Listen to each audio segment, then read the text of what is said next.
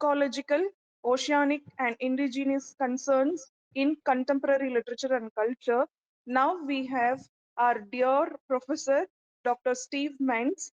So now I request Dr. Manu Mangat sir to introduce our speaker for the session.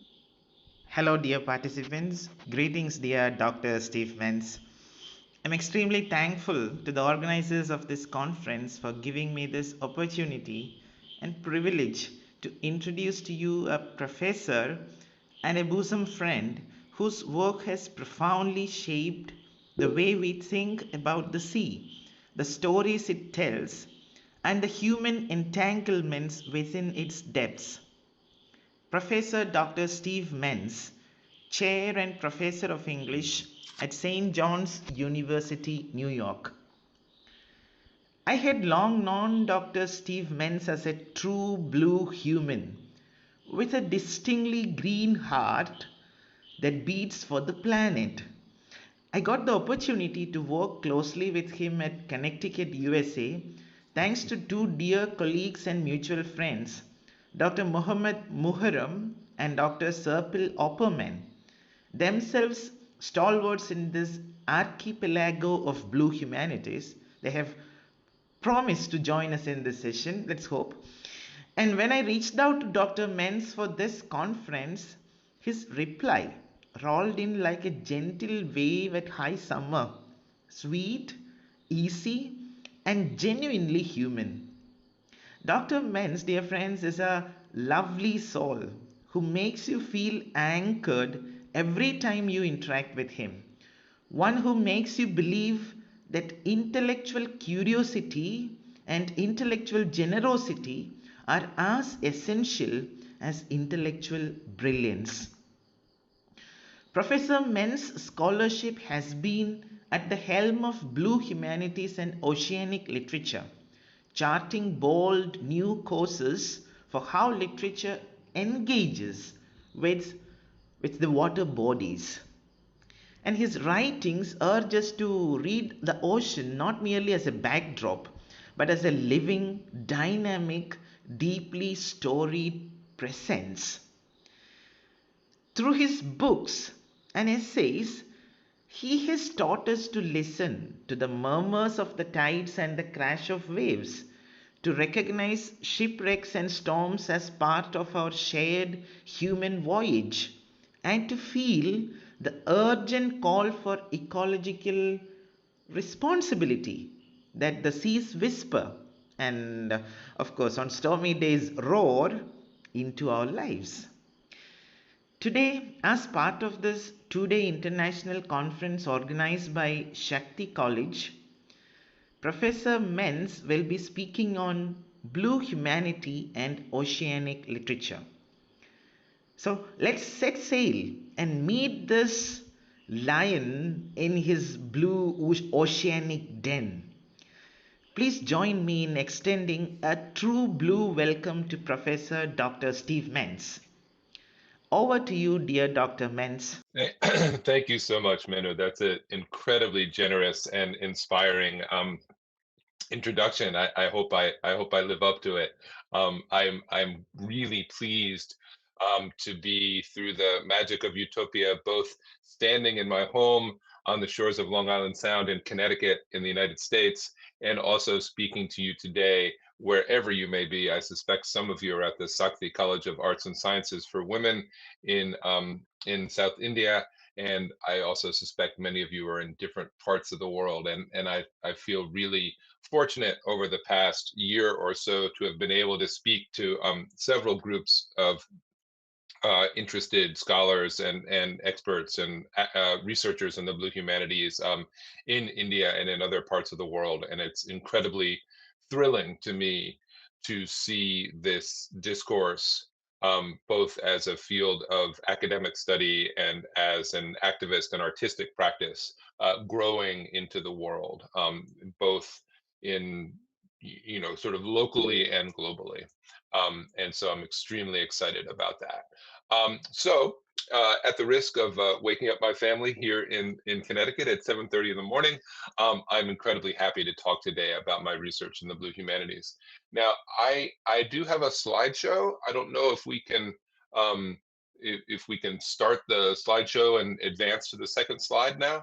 I would say that Yes. there's an error on the first slide. That image is not Walden Pond. That image is Long Island Sound. I'll have more images like that later. So, um, uh, Yes. okay, so I'll just cue whoever is on the slideshow, and we will move through it that way. So I start with this question, the question that's on the slide. What is the blue of the blue humanities? At a basic level, blue is the word that I use to refer to water, even though not all forms of water are blue. Scholars and creative artists have been using the term blue as a kind of chromatic shorthand for the alien and enticing qualities of water. Water, of course, being one of the most common and complex substances on our planet. Of all the common chemical compounds that we interact with daily, only water confronts humans regularly in all three of its physical states. We drink and bathe in liquid water. We also encounter solid ice and gaseous water vapor in the air around us.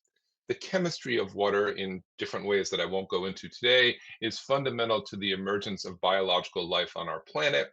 And in fact, roughly 90% of the biosphere today lives in aqueous environments, even though we humans are terrestrial mammals, and we, of course, have in recent centuries expanded our footprints around the globe. Um, Water surrounds us and comprises around 60% of our bodies. Most of us, very much including me, love being close to water and feel it as a kind of a physical and emotional connection to the world. But water, especially too much water where we don't want it, can threaten and injure our bodies and our communities. The paradox that water gives us joy and health in one moment and terror and death in another exemplifies what I call, borrowing a resonant phrase from Herman Melville, the two-stranded lesson of the blue humanities. Water, and the scholarship that typifies the blue humanities, has a tendency to change and shift, moving abruptly from one state to another. Today's talk is designed to provide a flavor of this two-stranded nature. I will begin by exploring the resonance of the color blue, while also providing a brief history of the past quarter century of thinking and scholarship that comprises the blue humanities. Next, at the end, I'll speak directly to the relationship between the ocean and the Anthropocene through the idea that I previewed in the title of the Oceanocene, the age of ocean. While blue humanities scholarship is at present shifting toward engaging with other bodies of water besides the great salt basins, the world ocean still has a special place in this discourse. In the concluding moments of this lecture, I'll try to capture how emerging ideas about the Anthropocene and the ocean might speak to each other. Okay, we can go to the next slide. I want to start with some basic idea. Whoop, slide before that, sorry. There we are. I want to start with some basic ideas about what color is, with a focus on blue things and especially on water. The artist Paul Cézanne famously said that color is a collaboration between the mind and the world. And it's exactly that sort of overlap and mutual interaction that I want to talk about today. The blue that I'm thinking with and talking about brings together the physical, the mental, the material, and the cultural.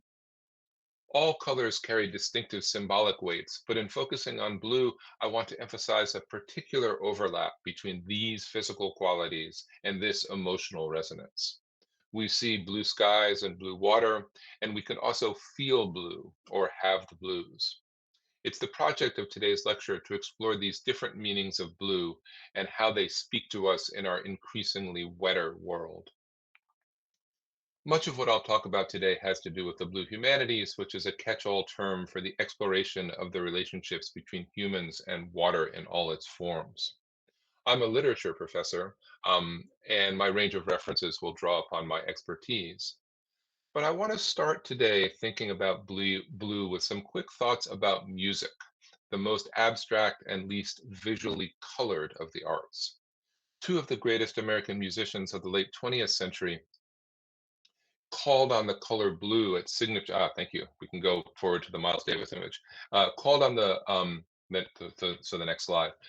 Called on the color blue in signature moments in their careers. Um, I want these two ways of thinking about blue. Blue as a kind. Whoop, we can go back to the Miles Davis slide. And blue as something within which we can get tangled up to frame the lure and danger of this color and the watery element. I'm especially interested in music as a way to present not visible kinds of blue. So the phrase kind of blue, which hopefully we can get to the Miles Davis slide in a second, which is the next one, um, calls out to the great American trumpeter Miles Davis and his 1959 album Kind of Blue, which many, probably including me, consider the greatest jazz album ever recorded. I'm not a musicologist or a jazz historian. Um, Maybe we can go to the next slide. I don't know. Um, but I have been thinking about and with, there we go, the glorious abstraction of this album, especially the haunting song Blue in Green. Oh, back to Miles Davis. We'll get to Bob Dylan soon enough. Um, uh, the haunting song Blue in Green, which I've been playing on repeat while preparing the lecture. Davis and his saxophonist John Coltrane wrestled in these recordings with what they called modality or modal jazz, which moved away from the strict chord progressions of bebop, of earlier jazz standards, which were called bebop. The turn in this album away from bebop parallels the position that Blue Humanities scholarship takes in relation to established modes of green environmental studies. The project of finding, as the song says, blue in green, suggests that what the Blue Humanities aims for is less an inversion of green environmental thinking than a new kind of eco-melody reoriented in a bluer direction. And I'm thinking here about Nanu's eloquent words a second ago, saying that I'm a blue person with a green heart or something like that. But I think that the exchange and interaction between blue and green is important, and I'm really pleased to have that as part of the introduction today. Um, Environmental thinking, oh, sorry, advancing countercurrents to the dominant green paradigm of sustainability, the Blue Humanities responds to our changing climate through vulnerability, intimacy, and the affordances of artistic forms. When Herman Melville's sea-mad narrator in Moby Dick describes the vast body of water that occupies most of our planet's surface, he intimizes the ocean as, quote, my dear Pacific. It's my dear Pacific too, and yours, and my dear Atlantic, not to mention the dear water vapor in the night air outside my home, the fresh water in local rivers and reservoirs, the water that comprises most of my body and most of yours, the frozen ice on distant comets crossing the interstellar void, and the fresh clean water I put out in bowls every morning and evening for my dogs. We live with this alien presence, and thinking with it transports us from the closest intimacies of our households to the widest horizons of the starry sky. My second musical blue, and the slide has already gotten there, comes from the gravelly voice of my nation's only living Nobel laureate in literature, Bob Dylan. Like many Americans of my generation, and more recently superfans of the movie with Timothy Chalamet, I've been living under the spell of Dylan's Will-o'-the-Wisp music for my entire life. The singer-songwriters' versions of blue come from the musical blues tradition, especially African-American Delta blues from the American South. Maybe my favorite Dylan song is the narrative ballad Tangled Up in Blue, first recorded on the album Blood on the Tracks in 1975. In bringing this song into our conversation about the meanings of blue, I emphasize the tangled up that precedes the color. To be entangled in the color, mood, and substance of blue captures the singer-narrator who various appears in the song as he and I. Blue sucks you down and holds you together. The song is not a sea story, but the fractured narrative crisscrosses the United States, from the great North Woods to the bayous of New Orleans to an unspecified West and a Montague Street that may be a place in some American city or may recall Romeo's family name in Shakespeare's love tragedy. There's not much open water entangled up in blue, though he does work for a while on a fishing boat right outside of Delacroix, but the insistent refrain, the emphasis on that last rhyming word blue, grabs and holds. I'll highlight one version of the third verse with some alternative lyrics, and these are back on the slide if we want to go back to it, with some alternative lyrics that Dylan started singing in the mid 1980s when I was finishing high school. These lyrics, even more than the elliptical first person originals, display the raw emotion of what some rock critics called Dylan's divorce album. And so this is the quotation. She turned around to look at him as he was walking away, saying, I wish I could tell you all the things that I never learned how to say. He said, That's all right, baby, I love you too, but we were tangled up in blue. The contrast that this short verse presents between a perfectly lucid love that can say all the things and blue entanglement hit me when I first heard this version as an 18-year-old in 1984, just about to graduate high school, like a key to unlock something. These lines capture the inability of language to fulfill its promises, to make meaningful the things we never quite learned exactly how to say. Dylan's blue, like the more physical and literal blues of the blue humanities, is a lure and a trap. We remain inside it, tangled up in a state of imperfect understanding. These two musical introductions, Miles Davis's soft jazz and Bob Dylan's harsher ballad, connect to what I have already called the two-stranded lesson of the blue humanities. The phrase comes from Moby Dick, in which the whaleman preacher says of the biblical story of Jonah and the whale, shipmates, it is a two-stranded lesson. To be two-stranded, as I wrote when I chose this line as one of two epigraphs for my 2020 book, Ocean, serves to make duality an organizing principle for blue humanities thinking. The blue is water and emotion, physical body and metaphor, fluid touch and intellectual spur. It's Miles Davis and Bob Dylan. In untangling some meanings of blue, I aim always to re-entangle new experiences inside of its richness. Blue combines things we see with things we feel emotionally and physically. Much of today's talk will try to separate different kinds or sensations of blue, but I always feel wetness sliding between my fingers and crashing into the thirsty ground. Okay, so we're going to move on now to the images of the blue humanities. We're still a slide ahead of ourselves, but I think it's fine. Um, the blue humanities engages with water in many forms and on many scales, beginning by acknowledging the basic human challenge of this substance. We think water is beautiful and we love it, but we can't live inside it. It's required to fuel our bodies and our ecosystems, but it's an alien presence inside and around us. In the opening chapter of my book, oh, we want to go back one slide if we can. In the opening chapter of my book, An Introduction to the Blue Humanities, I introduced this logo, which hopefully we can go back to, with its empty Pacific heart. I think it's worth spending some of our time together today by looking at it for a minute. Notably, it's mostly blue. So maybe we can go back to it. The Blue Humanities logo was made for me by TJ Picarillo, an American graphic designer who is also my neighbor in the COVID winter of, or the COVID years of 2020 and 2021. Yeah, there it is. Thank you. The logo intentionally echoes the familiar blue marble photograph taken by the Earth, taken of the Earth by the crew of the Apollo 17 spacecraft in 1972. In reframing this image, I asked the designer to center the Pacific Ocean, and that's pretty much all we see, the vast blue Pacific. Australia and New Zealand are visible in the lower left, and the northern coast of North America and Asia frame the upper half of the image.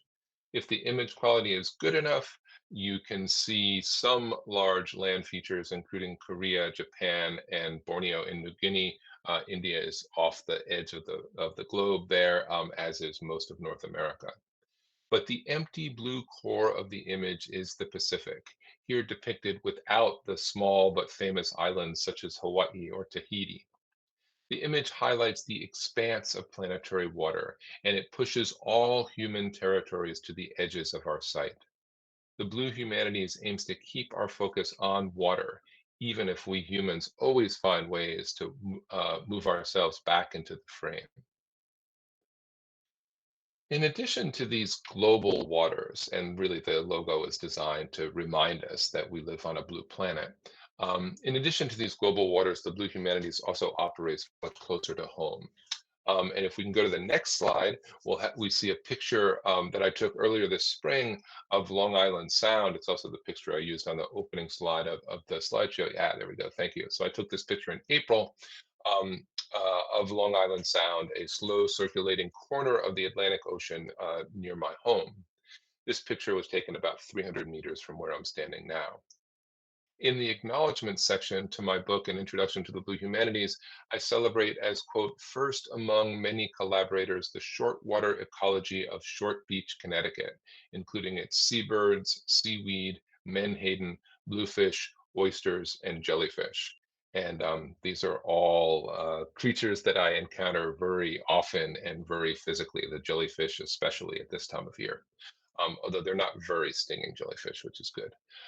I also, both in the book and here today, would like to acknowledge the unceded rights of the Indigenous peoples and nations who have lived with these lands and waters for many generations, especially the Totoka and Menekautuk bands of the Quinnipiac people.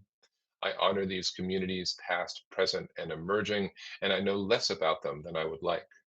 Like many academics and writers, I spend a lot of time grappling with the time and space traveling machines we call books. But so much of the thinking that I'll be describing today emerged right here in the constant presence of this little wet slice of Long Island Sound down the street from me. I honor the human and more than human denizens of this place, past, present, and future. In addition to reading and writing, here's another of my preferred modes of inquiry into blue spaces. Go to the next slide. Well, we'll get to it in a minute. It's a picture that my daughter took a couple years ago. I guess this is in 2020 of me swimming just off the coast from my house. So I want to talk a little bit about my local waters before coming back to some larger thoughts about the blue humanities and also about the ocean as a world grappling body. Um, I love many blues, but there's no place like home. Um, and so I want to say a few words about my closest bit of the ocean.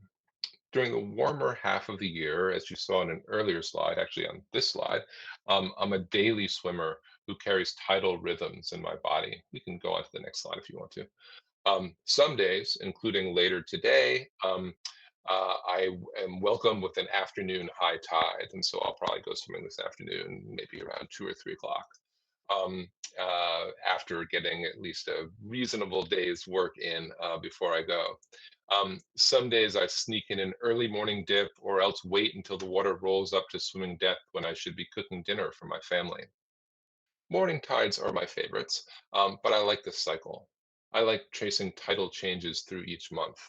All year I watch the water crawl up and then recede, staining the sand, filling the marsh, flooding the paved road. Right now in August, we're right in the middle of the flood of my swimming year with the water warm enough for daily long immersions. As soon as I finish up this lecture, that's where I'll go. The saltwater geography of Short Beach has framed my thinking over the past quarter century. Since the blue humanities as an intellectual discourse has grown out of explorations of how humans relate to the ocean, it makes sense to spend some time here in my salty corner of the sea at high tide, walking down the hill to see how much the road has flooded. But my personal geography does not begin to exhaust the waters with which this discourse emerges. Even the whole world ocean, shallow and deep, polar and tropical, represents only most, not all, of the water on our planet. All of us who are swimmers, sailors, or simply humans who drink and wash our bodies know the sensation of water on skin. The touch pleases, but it also carries a hint of alienation because land mammals cannot live on water or in water.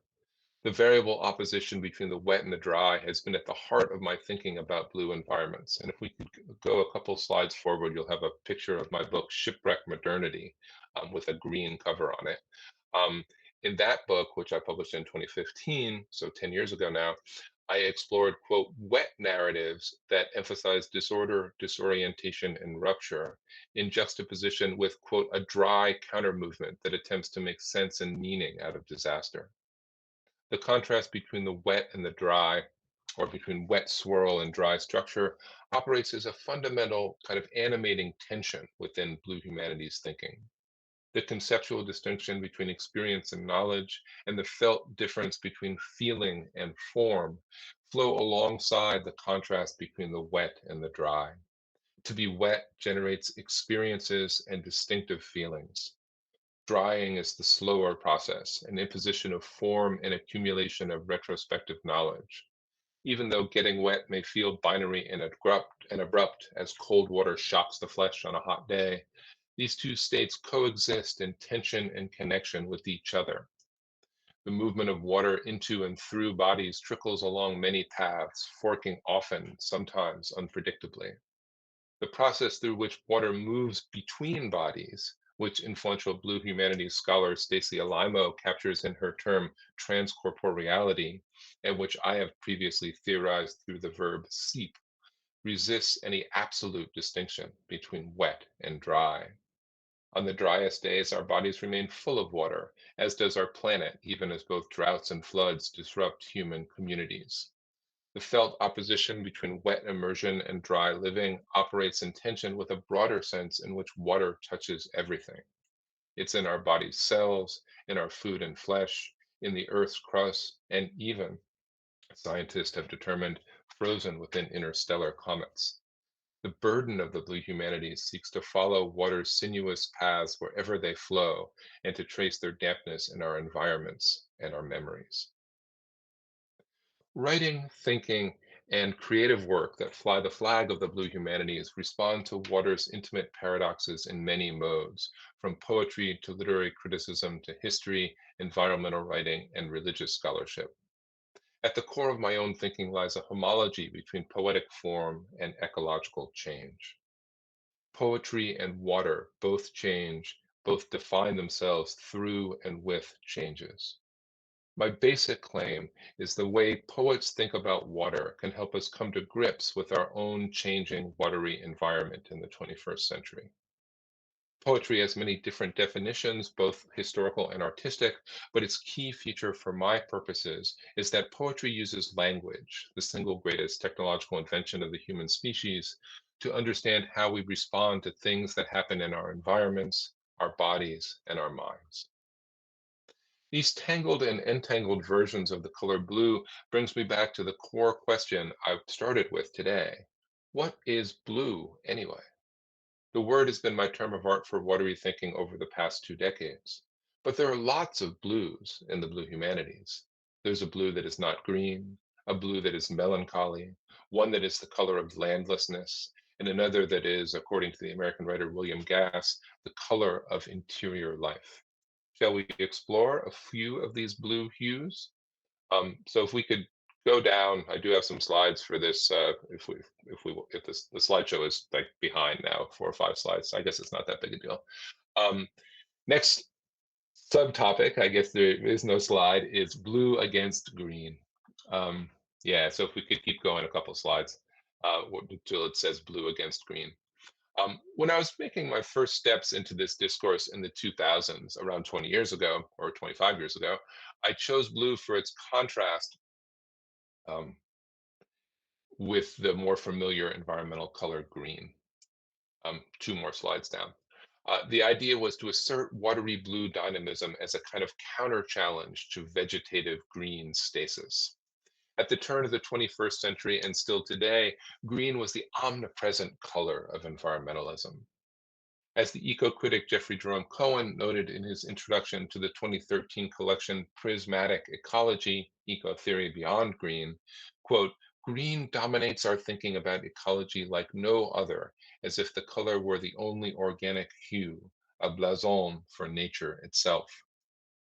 Thinking instead through the color blue provided water-focused eco-critics with a counter-surge that helped articulate ideas of dynamism that green sustainable thinking ignored.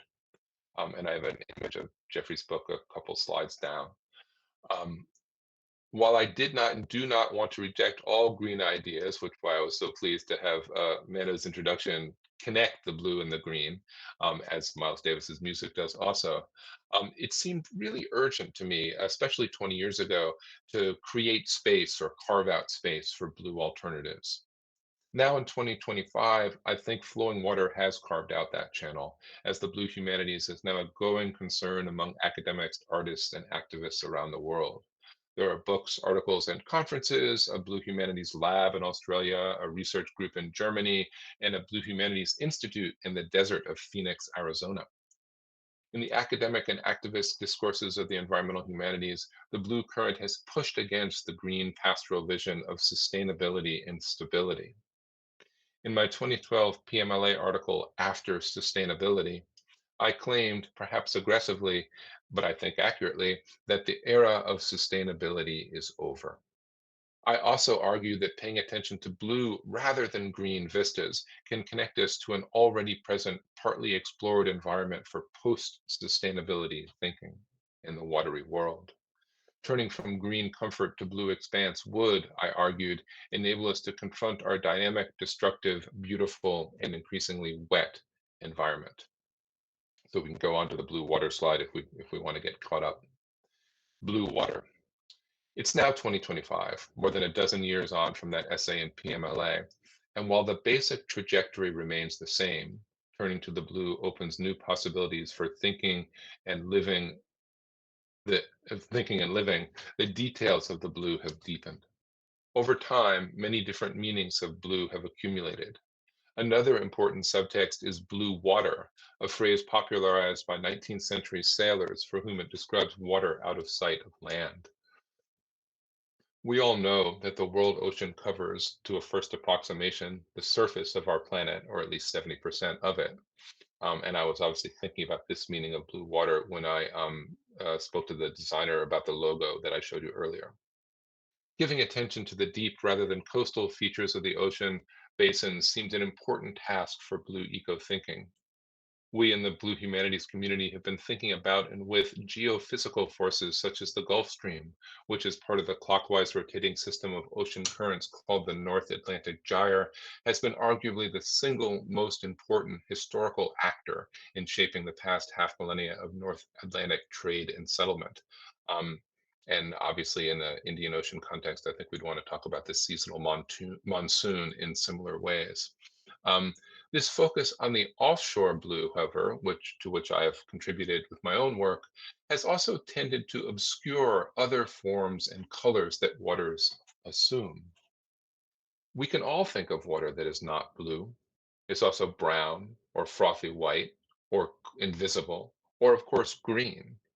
In fact, it's a bit of a joke on me as a Shakespeare critic that the most common color that Shakespeare used to describe the ocean is green, as in green Neptune. And I also think it's a little bit of a lovely joke that the cover of my book, Shipwreck Modernity, that you see in the slide right there, is a picture of seawater that is also green. Um, the past several years have seen attention in environmental thinking to water forms that are rarely blue, including new scholarship on ice, clouds and rain, and the deep ocean trenches. The blue current of eco-critical thinking that largely began with saltwater and largely began on the surface of the ocean has begun to engage with various schools of freshwater and deep water analysis, perhaps most prominently in the cultural and economic history of rivers. Water's many physical forms and cultural meanings facilitate a massive expansion of the ideas that now collect themselves under the rubric of the blue humanities. This discourse today tends toward exploring what I now call the poetics of planetary water, meaning that we want to engage all forms of water, fresh and salt, liquid, liquid, frozen, or gaseous, outside or inside of human or other bodies. But even that's not all. We're still about 3 or 4 slides behind, I think, if we could advance to one that says "Feeling the Blues," with a picture of the book On Color on it. But even that's not all. Blue is also an emotion, as when we talk about feeling blue or having the blues. David Scott Caston, in a chapter in his 2018 book on color, explores the modern history of melancholy blues in music, art, design, and film. Caston writes about 20th century artists, designers, and filmmakers from Yves Klein to Derek Jarman, who sought to discover and reproduce the perfect blue shade. Emotional blues have also influenced eco-critical thinkers. In an important essay, the medieval scholar Eileen Joy explores blue as a melancholy ecology. She describes her essay Blue, which is itself a chapter inside Cohen's book Prismatic Ecology, as an attempt to think about depression as a shared creative endeavor, as a transcorporeal blue and blues ecology that would bind humans, non-humans, and stormy weather together. The key terms of Joy's project, shared and transcorporeal, humans and non-humans, display her efforts to span oppositions in the keys of blue and the blues. In the spirit of this collective project, my effort to think in a key of blue begins with physical water, but also attends to emotional blues. I try to remain aware of another homology in which melancholy feelings connect to physical feeling and sensation. To feel blue water on vulnerable skin can make you feel the blues. And we would go to the next slide here if we could advance them. There's still a fourth blue whose flag I wish to raise before shifting to the Oceanocene. In addition to being a word for offshore vistas and emotional depths, blue is a familiar color on the visible spectrum. The wavelength of the color blue, yep, two more. The wavelength of the color blue is located on the smaller end of the rainbow, visible to humans. When sunlight passes through the atmosphere or reflects off a large body of water, blue light scatters and reflects into our eyes more readily than longer wavelengths on the redder end of the spectrum, which are absorbed into ocean or sky. That scattering makes both the sky and the ocean, or other large bodies of water, appear blue on clear days. But even though we see blue sky and blue water in the visible world, blue has historically been a difficult color to reproduce. Before the 20th century, painters and dyers of cloth struggled to find a workable blue dye. As Carolyn Purnell observes in her quite amazing 2023 microhistory of blue jeans, blue is a relatively uncommon color in nature. The story of the search for a viable blue dye. There we are. We've caught up. The story of the search for a viable blue dye, Purnell notes, comprises a history of colonial and anti-colonial struggle. The crucial substance in most early modern organic blue dyes was the tropical plant indigo, which became a globalized product during the early modern period of European maritime expansion.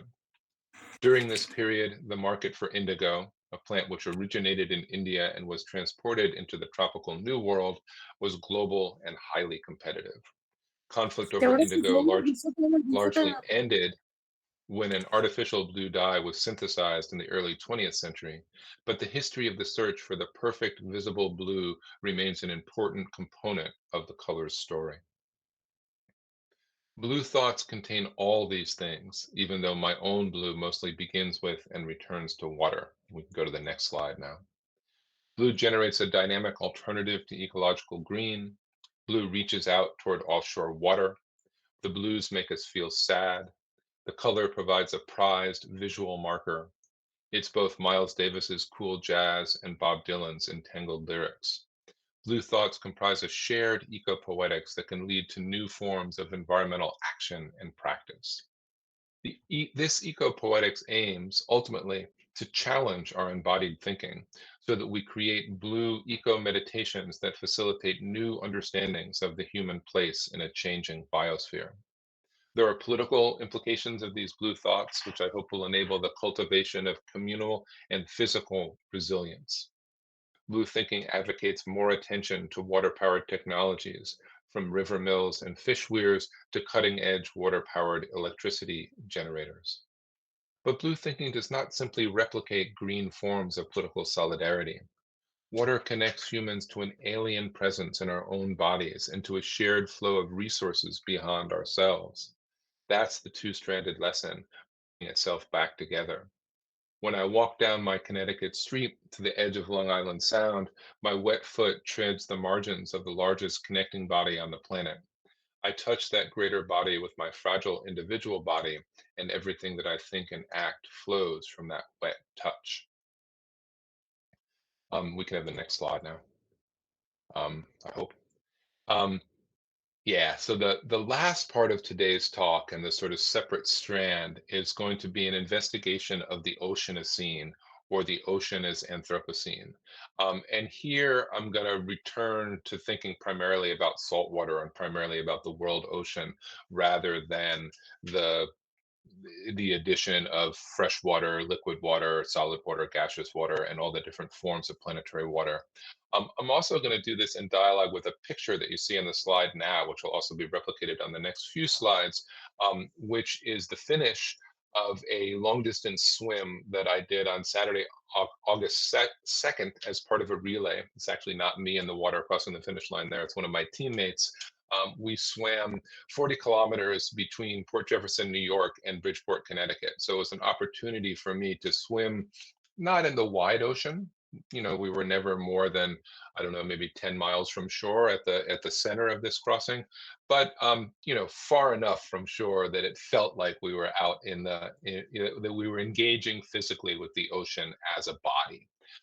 And as I hope to show, thinking about the ocean can also help us understand the Anthropocene, the so-called age of man, in which humanity has become a disruptive force in the global climate system. So here is the section of my talk today, the last section of the talk, which is about the Oceanocene. We need, yep, we can go to the next one. We need to de-anthropocentrize and pluralize the Anthropocene. I can't think of a better way than by naming it ocean. Ocean names it best, both our planet and our age. One problem with the term Anthropocene is the lingering charisma of old man Anthropos, who's always hogging center stage. Ocean is bigger, wetter, and saltier than man. The great waters are plural and post-human.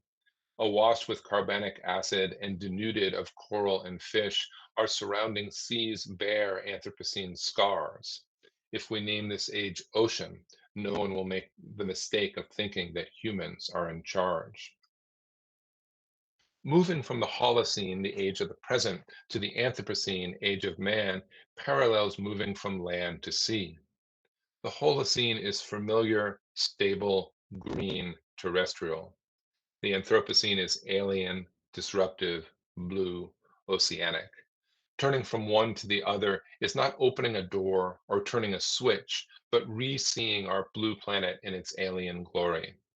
Humans do not dominate the Anthropocene. We'll be lucky not to drown in it. Ocean is plural. Renaming Anthropocene as ocean asks us to fill maritime emptiness. We impose vacancy on marine space, seeing the waters as flowing desert, separating continents and isolating populations. But the sea is not void, it's superabundance. Life lives where water moves. Oceanic space comprises roughly 90% of the total biospheric volume of our planet. Next slide, please. Ocean is scale. The key innovation of Anthropocene thinking invites humans to embrace geologic scale. No physical body on our planet spans more scales than the ocean. There is ocean down the street from my house, salt water inside my body, turbulent currents circling the planet, tiny living organisms in each seawater drop. To make the Anthropocene ocean requires stretching our scalar limits. We relate all things to our bodies and our perceptions. Our measures are feet and hands. But the great waters are too big, too close, and too flowing to hold in hand or mind. To think ocean as Anthropocene requires us to move across and beyond human scales. The ocean is vast, physical, global, intimate, tactile. Its waters surround us, dissolved and dissolving, with a salt tang you can taste on the breeze. The challenge of what poets call the boundless deep stimulates global and local thinking. No object is so vast, yet so touching. Next slide, please. And can you please mute your microphone so I can finish? Yeah. Ocean is alien. We could go to the next slide. The ocean has a history beyond our globe. The water on this planet arrived from the interstellar void, either through the accretion of rocks that originally formed the planet's core, or more recently via comet or asteroid. Either way, the soup of life is an alien in nature. There once was a river titan, Oceanos, embracer of the known world, who traveled the void, far from his terrestrial parents Uranus and Gaia. In trackless emptiness, he longed to splash down. His return represents the first story of arrival. Before ocean, there was no life and no history. Think of it, the divine frozen space child splashing down onto bare rock. He hits the planet with a surging melt. Water floods everywhere. He arrives as alien, but in flowing around an almost spherical rock, he becomes our world. From the absolute ice of interstellar space, he arrived frozen and therefore fresh. Salt water leaches together alien ocean and terrestrial rock. Next slide. Ocean is history. History flows through water. Greek poets and heroes pushed ocean beyond the Mediterranean to less knowable seas. Poseidon, brother of Zeus, penned the titan Oceanus inside the Pillars of Hercules. Not to be excluded, ocean built history. A global network of shallow and deep water ocean currents structures the movement of living and dead things around our planet. Everything follows these currents: ships, animals, plants, poems, viruses, histories, languages. All things circulate in patterns shaped by oceanic gyres. There's no mystery about why Christopher Columbus ended up in Hispaniola. He followed the currents. There was no other path he could follow. Outside the room where I'm speaking to you now, you can walk down the street and put your foot in it. Long Island Sound is a backwater, but its waters connect because everything in water connects. The nearest part of the North Atlantic Gyre is the northwestern arc of the Gulf Stream, bending northeast to join the North Atlantic Drift. Beyond, currents entangle the globe, reaching where you are, wherever you are. Ocean is intimate. Next slide. I can tell it as a personal story. The scalar biography of my ocean starts in the emptiness of interstellar space and moves into the biotic riot and a drop of seawater. It flows through pattern gyres of history to a cove down the street from my door, where silt brown fingers lap rocky shores. Next slide. Ocean is Anthropocene. Focus your unseeing eyes on a drop of ocean water. Imagine that your mind can peer inside. You'll see an entire ecosystem: crab larvae, bacteria, fish eggs, zooplankton, tiny worms, life, words too, I suppose. In that chaos teems Oceanos, dripping with power, fresh from the void. His wet body intertwines with Anthropocene signatures. Every drop contains plastic. Every drop contains rhetorical traces and medicinal fragments. All these drops together make up the biggest and most important object on our planet. The hardest thing about living in the Anthropocene is knowing how to engage the alien ocean. My favorite way is swimming in the deep ocean, as in these pictures from Long Island Sound. Thanks. I'd be happy to take questions, and we can go to the last slide if you want.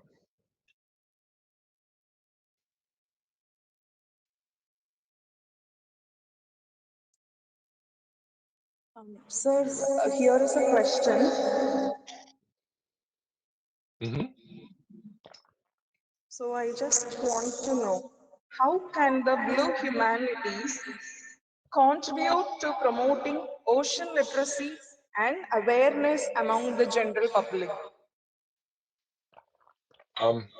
Thanks. That's a great question. I think it is in some ways the key question. like the core project of the Blue Humanities is promoting, I guess I might call it water literacy to make it a little bit more expensive than ocean literacy, although ocean literacy is an incredibly important element of water literacy. And I think it's our job as people who care about this as academics and teachers to get it in front of both our students and whatever elements of the general public we can. It's one of the reasons I, do lectures like this one, right? It's also our jobs, I think, as people who care about water and the health of watery ecosystems to be active in political and community discourses as well. Um, a significant part of my work in promoting ideas about water health and ocean literacy, of course, has to do with my academic work and my publications and my lectures. But I also am involved in local community groups that try to take care of the health of the health and cleanliness of the ocean, my ocean that I swim in every day. So I think there is a kind of global and local pattern that is really essential to keep in mind. And it's also part, I think, of what we teach and what we, to publish is to make public. So every time we publish an article or a book or a collection of essays, I think we should be thinking about the uh, different kinds of publics that work can both reach and also create, right? Because the real object of any publisher or any making public of ideas and concepts is both to reach people who are already interested and also create interest in people who hadn't known yet that this is something they're interested in. So thanks, that's a great question. Thank you, sir. Hello, sir. Yep. Sir, I have a question. Mm-hmm. Uh, Sir, I am a research scholar, and my research topic is blue humanities as a metaphor of displacement, exploring Mm-hmm. diasporic narratives in English literature. Mm-hmm. Sir, this is my research topic. Basically, I am linking uh, diaspora with the blue humanities. I am Mm-hmm. trying to find uh, dias- uh, diaspora diasporic experiences through water metaphors. Mm-hmm. I mean, that sounds like a great topic to me. Displacement, I think, is a really interesting word to think about. I mean, obviously, like the long history of the human species include massive, um, uh, many, many episodes of migration by water, some voluntary and some forced, like obviously the transatlantic slave trade and other transoceanic systems of trade and slavery are, sort of are one of the central exhibits there. Um, and I think that like to think in the present about diasporic narratives and the particular like the shaping nature of travel by sea as it is the presence of the maritime or the oceanic or in some cases the riverine or the place of freshwater bodies as well that makes the narratives assume certain forms. And this has to do with one of the things I was talking about before, which is the shaping force of the ocean currents or geophysical forces like the Indian Ocean monsoon, which enables travel in certain directions at certain times of year, and then not in the opposite direction until the monsoon changes. So I think that there's a way in which these diasporic narratives are really entwined with some of these global questions of circulation. Like that's the non-human part of the story that I think is important, even if it isn't always identified as central in the works, say, of novelists or historians.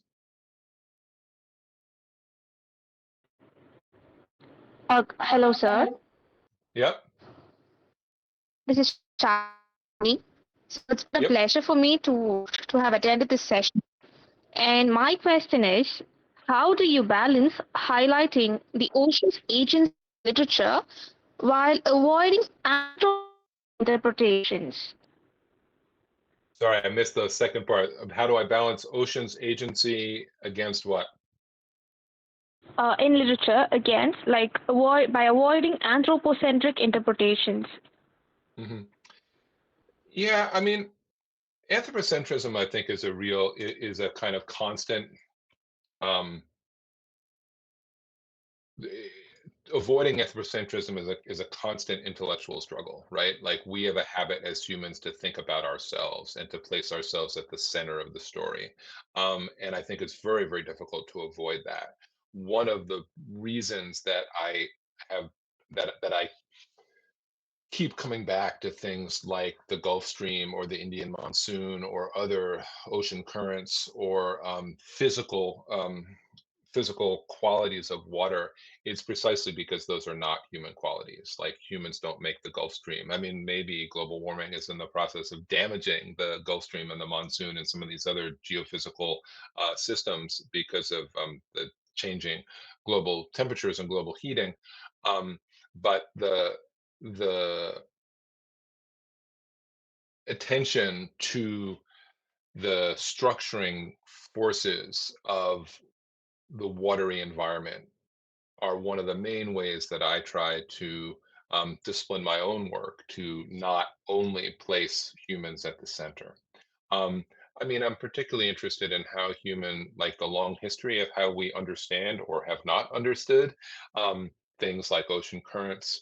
Um, and winds and weather, the long history of human technologies of swimming and of sailing, technologies including the development of different strokes or physical habits, as well as the development of different kinds of sails, different kinds of engines, different kinds of hull shapes, and other things. And so I think that the entanglement between human agency and non-human forces, like that for me is one of the central I mean, I talk a lot, maybe obsessively, about the sort of two-strandedness of blue humanities thinking, and one way to think about this is that one strand is the efforts of humans to like create stability and agency for themselves, and the other strand is the force and pressure of non-human systems and forces, and those things are always like when one puts its head up, the other one squashes it down, and vice versa. Thank you, sir. You're welcome. I think that's a great question. Hmm.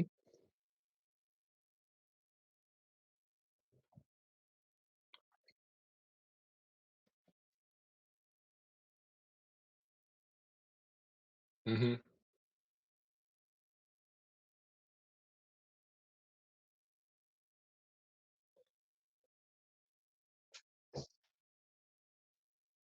Hmm.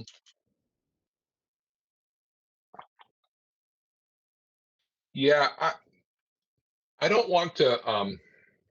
I mean, I think that's a great question, like the relationship between the blue humanities and other forms of post-humanist thinking. In general, I would agree with the way you just phrased it, that the blue humanities is at its core animated by a desire to move beyond the sort of nearly human or anthropocentric understanding of the relationship between the relationship between different parts of the biosphere. That said, I guess I don't want to, like, I don't think the blue humanities needs to be only one thing, right? I think that there are lots of people, and I would certainly include myself and my friend and colleague Serpil Opperman, maybe on the sort of more directly post-humanist theoretical kind of eco-materialist side of this conversation. But I think that there are other people and other scholarly methods that for whom those questions are not central. It's not that they sort of disagree with us or want to go back to a anthropocentric point of view, but that those theoretical questions, which really are central for me, aren't necessarily central for everyone's project, and I think that's fine.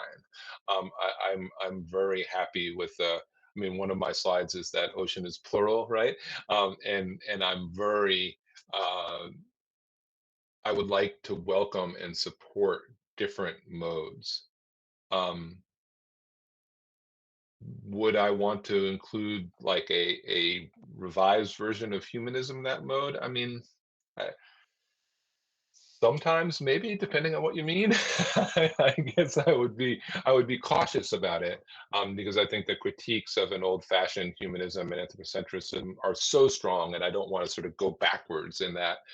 But I also think that there's a kind of inescapable humanness in the perspective of humans and in the use of things like language, that like I guess I would say there's only so post-human we can be. I don't know. Is that helpful? I I feel it sounds a little wishy-washy to me, even as I say it.